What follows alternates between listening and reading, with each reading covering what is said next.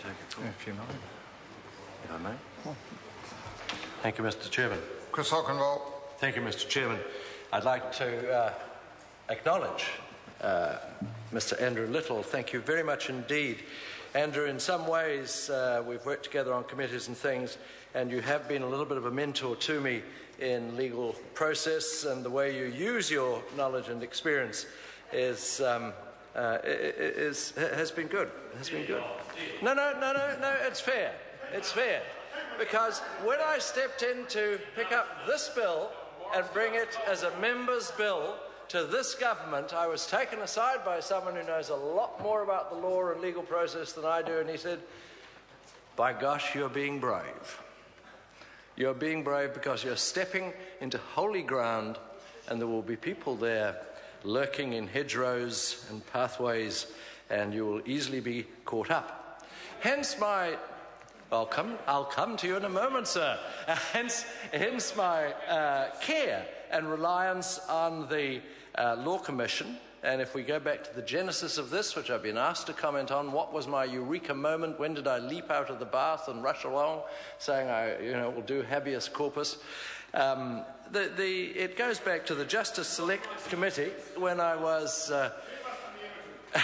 When I was put on the Justice Select Committee, I did ask the current Attorney General why that had happened. I'm only an ordinary Justice of the Peace from the West Coast.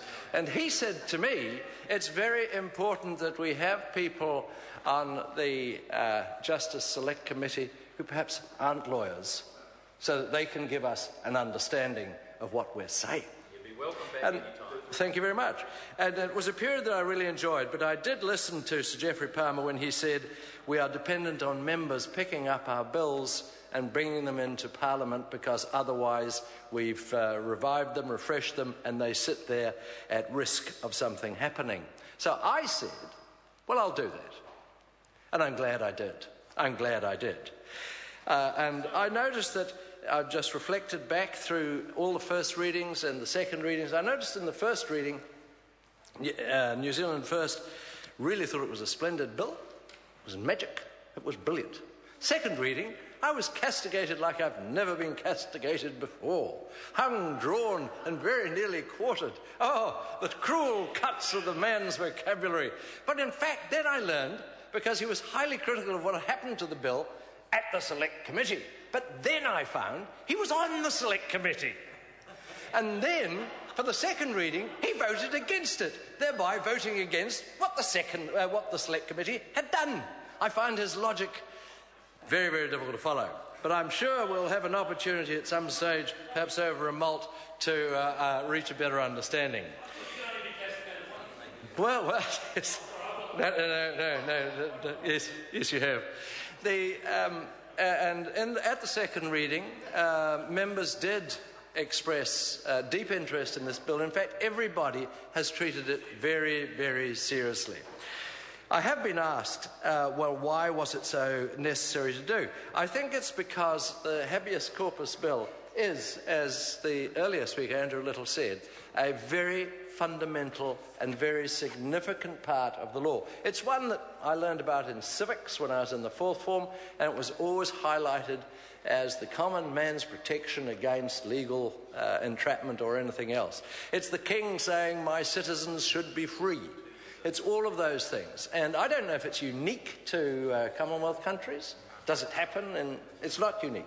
It's widespread. Okay, thank you for that.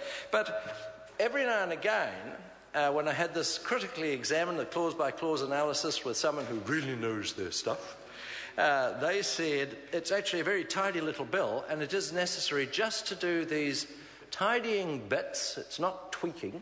It's tidying, and it's just bringing it into the modern era so that it is as effective now as it ever was. And what I've done is got a couple of examples of how it has been not abused but misused. A prisoner in Auckland had, in the space of 2 years, brought 6 applications for habeas corpus on his own behalf, 4 on behalf of other prisoners, and 2 arising from care and protection issues involving his son. All of the applications were without merit, and a number of them were subject of appeals to the Court of Appeal and applications for leave to appeal to the Supreme Court. They can't do that anymore. In a number of cases, the habeas corpus procedures appears to have been used in an attempt to gain an early hearing. Mr. Chairman. Chris Hockengold. Thank you, Mr. Chairman. Although the case should properly have been brought as a judicial review application. Again, misuse of it. Some attempts appear to have been made to use habeas corpus applications to bypass detention review processes in other legislation, such as in mental health and immigration. I won't take the time of the House, Mr. Speaker, in giving even more examples, but perhaps I could close by thanking and expressing my deep appreciation to all who have spoken on this bill. It has been an exciting thing for me. I don't resile from bringing it forward from the Law Commission. Getting smooth operations in the courts is what we're all about. And I guess I'm very, very happy that we've reached this point thus far, and I look forward to the third reading. Thank you, Mr. Chairman. Dennis O'Rourke. Thank you, Mr. Chairman. I want to first